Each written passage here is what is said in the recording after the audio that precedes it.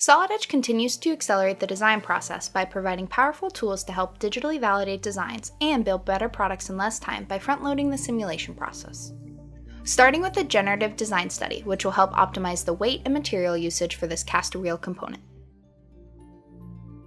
After creating a new study and defining the loads and constraints, we have the new ability to define the maximum displacement for a point on a given face. This helps guarantee the model has the appropriate amount of stiffness in a given direction.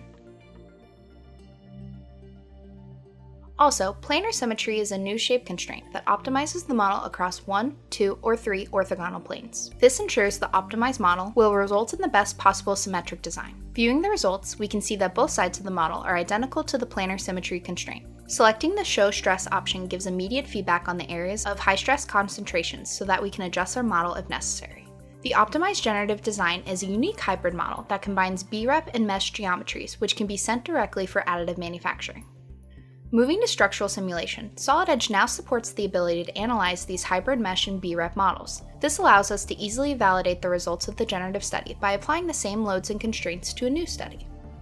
The body mesh option, which is now available in the part assembly and sheet metal environments, has some new options which allow the resulting mesh to be simplified and improved by defining parameters such as the number of points around a circle.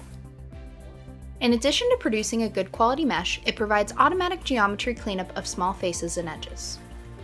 After solving, we can analyze the model and see that areas of high stress match the results we saw during the generative design study.